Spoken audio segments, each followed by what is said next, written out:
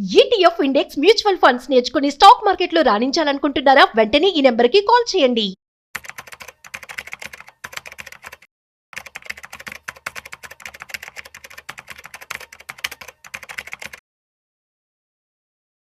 నమస్తే, welcome to Suman TV. నేను విష్ణు. ప్రస్తుతంతో పాటు certified financial planner doctor Bachchu Anil Kumar గారు ఉన్నారు. సార్తో మాట్లాడదాం. అనిల్ గారు నమస్తే. సార్ నమస్తే అండి విష్ణు గారు. అనిల్ గారు, లాస్ట్ 3-4 ఇయర్స్గా ఆర్టిఫిషియల్ ఇంటెలిజెన్స్కి సంబంధించి యుఎస్ కంపెనీస్, చైనీస్ కంపెనీస్ చాలా ర్యాపిడ్గా మార్కెట్లోకి వచ్చేసాయి. ఆల్మోస్ట్ ఒక 90% వరకు మార్కెట్ను వాళ్ళు ఆక్యుపై చేసేసారు ఇప్పటి వరకు. బట్ మన ఇండియా నుంచి ఇంకా పెద్ద పెద్ద కంపెనీస్ రాలేదు, పెద్ద పార్టిసిపేట్స్ ఇంకా మార్కెట్ను ఆక్యుపై చేయలేదు అనుకుంటున్న టైంలో రిలయన్స్ ఇండస్ట్రీస్ వాళ్ళు వాళ్ళ అనుబంధ సంస్థగా రిలయన్స్ ఇంటెలిజెన్స్ను కూడా తీసుకురాబోతున్నారు. సో దానికి సంబంధించిన వార్తలు కూడా లాస్ట్ 2-3 రోజుల నుంచి వస్తున్నాయి. Mukesh Ambani and team Reliance ఇంటెలిజెన్స్తో రాబోతున్నారన్న ఒక వార్త రాగానే రిలయన్స్ ఇండస్ట్రీస్ స్టాక్స్ కూడా పరుగులు తీయడం మొదలుపెట్టాయి.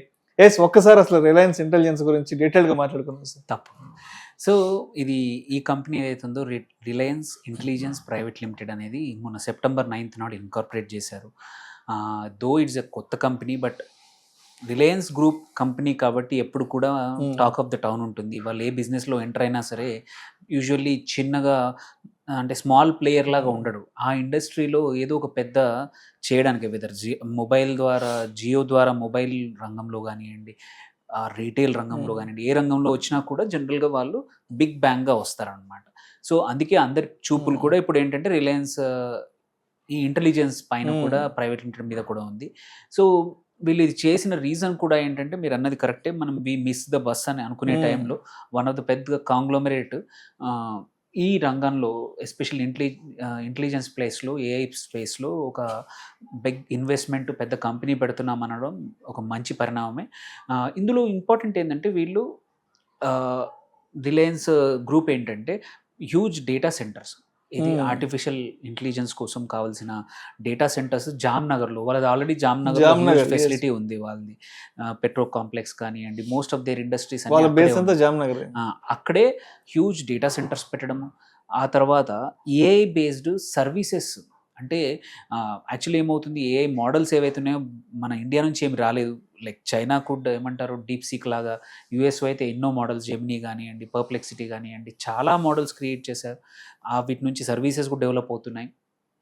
దో ఇండియా పాపులేషన్ ఏంటంటే హైయెస్ట్ ఏఐ యూసేజ్ మనం చూసుకుంటే వన్ ఆఫ్ ద ఎక్కువ యూజ్ చేసే పాపులేషన్ కూడా మనదే. అలాంటప్పుడు ఏంటంటే ఫారిన్ సర్వీసెస్ మీద డిపెండ్ అవ్వడం ఫ్యూచర్లో ఓకే అనేది మంచి పని కాదు. దానికోసం ఏంటంటే వీళ్ళ పర్పసే ఏంటంటే ఏఐ లెడ్ కొత్త సర్వీసెస్, కొత్త ఇన్ఫ్రాస్ట్రక్చర్, దానికి కావాల్సినవి డెవలప్ చేయడానికి కోసం ఈ కంపెనీ పెట్టారు. ఇందులో కూడా ఇంపార్టెంట్ ఏంటంటే ఎవరితో కంపీట్ చేయడానికి కాదు, అందరితో కొలాబరేట్ చేసుకుందామని ముందే ఓపెన్గా చెప్పేశారు. ఒకటేంటి, gigawatt scale AI centres, data centres జామ్నగర్లో పెడుతున్నారు. దీని తర్వాత దీనిలో యూస్ చేసుకోవడానికి మెటా, ఫేస్బుక్ అయితే ఉందో ఆల్రెడీ సుందర్ పిచాయ్ గూగుల్తో కూడా తనతో కూడా మాట్లాడుతున్నారు. అండ్ ఆల్సో ఓపెన్ ఏఐ లాంటి other open source AI models ఏవైతే కంపెనీస్ ఉన్నాయో వాటితో కూడా కలిసి ఇండియా స్పెసిఫిక్ ఏఐ సొల్యూషన్స్, ఏది హెల్త్ కేర్లోనే అనుకోండి, ఎడ్యుకేషన్లో అనుకోండి, మిగిలిన అన్ని రంగాల్లో, మ్యానుఫ్యాక్చరింగ్ స్పేస్లో కూడా డెవలప్ చేద్దామనేది. అంటే ఎగ్జిస్టింగ్, అంటే వాళ్ళ కంపీట్ చేయడం కాదు, కొలాబరేట్ చేసి ఎగ్జిస్టింగ్ కంపెనీస్తో కొలాబరేట్ చేసి కొత్త సర్వీసెస్, ఇండియన్ బేస్డ్ ప్రోడక్ట్స్ని డెవలప్ చేయడం అనేది ఈ రిలయన్స్ ఇంటెలిజెన్స్ యొక్క వాళ్ళ టార్గెట్ అనమాట. సో ఇందులో కీ థింగ్ ఏంటంటే హెల్త్ కేర్, ఎడ్యుకేషన్తో పాటు అగ్రికల్చర్లో ఒకటి, బికాస్ ప్రెడిక్షన్లో ఏఐ చాలా ఉపయోగపడుతుంది. వెదర్ ఇట్స్ వెదర్ ప్రెడిక్షన్లో అనుకోండి, lot of things, growth correct అవుతుందా లేదో కూడా మీరు మానిటర్ చేసుకునే అవకాశాలు ఉన్నాయి. అట్లాంటివి కానీ స్మాల్ అండ్ మీడియం ఎంటర్ప్రైజెస్ కూడా చాలా మటుకు ఆటోమేషన్ చేయడం కానీ, వాళ్ళ ప్రాసెస్ని డెవలప్ చేసుకొని సింప్లిఫై చేయడానికి ఏఐ ఉపయోగపడుతుంది.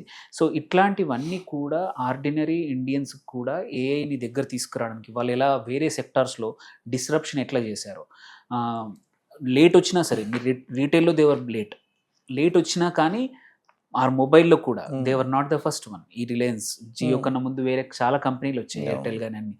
లేట్ వచ్చిన డిస్రప్షన్ అనేది మాత్రం యూజువల్లీ పెద్దగా చేస్తారు. హోప్ఫుల్లీ ఏఐలో కూడా though they came late, Indian కోసం టాప్ టాలెంట్ వాళ్ళ దగ్గర డబ్బులు కూడా ఉన్నాయి. నియర్లీ 80-90 వేల కోట్ల క్యాష్ వాళ్ళ బ్యాలెన్స్ షీట్లో ఉంది రిలయన్స్ దాంట్లో. సో మంచి టాలెంట్ సొల్యూషన్స్ ఏవైతే ఇండియా కోసం స్పెసిఫిక్గా తయారు చేయడానికి కావాల్సిన డబ్బులు కూడా ఉన్నాయి. సో అది చేద్దామని. సో ఇది బ్రాడ్ స్ట్రాటజీ మాత్రం ఇండియా స్పెసిఫిక్ సొల్యూషన్స్ తయారు చేసి హోప్ఫుల్లీ దాన్ని వేరే కంట్రీస్, సిమిలర్ కంట్రీస్కి అదే సర్వీసెస్ అమ్మడం అనేది వాళ్ళ ఈ రిలయన్స్ ఇంటెలిజెన్స్ పని. అండ్ ఇక్కడ ఏంటంటే they are not competing, they are always like వాళ్ళు స్మార్ట్ బిజినెస్ మెన్ ఎప్పుడైనా సరే కొలాబరేషన్లో బిలీవ్ చేసినట్టే దీస్ గైజ్ ఆల్సో ఇప్పుడు కూడా కొలాబరేషన్స్ విత్ అన్ని కంపెనీస్తో ఓపెన్గా ఉన్నారు. దెన్ మార్కెట్ రెస్పాన్స్ కూడా మనం చూస్తే, బికాజ్ యూజువల్లీ ఏంటంటే చాలా కంపెనీస్ గ్రూప్స్ అనౌన్స్ చేస్తూ ఉంటాయి, బట్ మిస్ అయ్యేది ఎక్కడంటే ఎగ్జిక్యూషన్. అనౌన్స్మెంట్ ఈజీ చేయడం, చెప్పడం మేము ఇది చేద్దాం అనడం ఈజీ, బట్ చేయడం నుంచి ఎగ్జిక్యూషన్కి is very important. Reliance is known for, industries is known for execution. వాళ్ళు ఏదైనా అన్నారంటే ఎగ్జిక్యూట్ చేస్తారు. సో అందుకే మార్కెట్స్ కూడా మీరు చూస్తే లాస్ట్ 5-6 డేస్ నుంచి మార్కెట్స్ పాజిటివ్గా ఉన్నాయి. ఆల్రెడీ 1400 పాయింట్లు కూడా మార్క్స్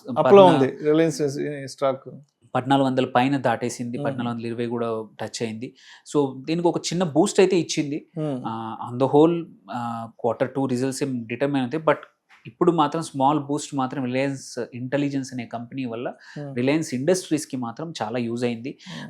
సో ఇది షూర్ పక్కా అంటే ఇమ్మీడియట్గా అయితే కాదు, దీని నుంచి ఈ అనుబంధ సంస్థ ఏదైతే ఉందో దీనివల్ల ఒక 3-4 సంవత్సరాలు పట్టొచ్చు ఏది రెవెన్యూ ఫేజ్కి రావడానికి. సో కాకపోతే ఒక మేజర్ గ్రూప్ ఏఐలో ఇన్వెస్ట్ చేయడం అనేది ఇట్స్ అ గుడ్ ఇండికేషన్. దీన్ని చూసి ఐఎమ్ షూర్ ఇంకొక నెక్స్ట్ 3-4 monthsలో చూడండి మల్టిపుల్ అదర్ బిజినెస్ గ్రూప్స్ ఏవైతే ఉన్నాయో, కాంగ్లోమరేట్స్ ఉన్నాయో, వాళ్ళు కూడా ఆల్రెడీ ఆదాని డేటా సెంటర్లో ముందు నుంచే ఉంది. They are already big time. ఒక మీరు 1.5 year నుంచి హ్యూజ్గా చేస్తున్నారు. ఈవెన్ హైదరాబాద్లో కూడా already they are establishing. So Reliance data centre బిజినెస్లో మాత్రం కొంచెం లేట్గా వస్తుంది, బట్ వీళ్ళని చూసి మాత్రం మోర్ కంపెనీస్ ఇంకా వస్తాయి. ఇట్స్ గుడ్ ఫర్ వేరే కంపెనీస్కి మనము ఆధిపత్యం ఇవ్వకుండా ఫారిన్ కంపెనీస్లోకి మన ఇండియన్ కంపెనీస్ కూడా AI based services in the future తీసుకురావడం అనేది ఈ కంపెనీతో మొదలైంది. Right sir. సో మొత్తానికి త్వరలో Mukesh Ambani and team Reliance intelligence మరి పెద్ద అమెరికా, చైనా కంపెనీలకి మరి పోటీగా నిలబడుతుందా లేదా ఏంటన్నది మనం నెక్స్ట్ 1-2 yearsలో కూడా చూసే అవకాశం అయితే ఉందంటారు. Yes, right. Thank you sir, thank you so much. Thank you.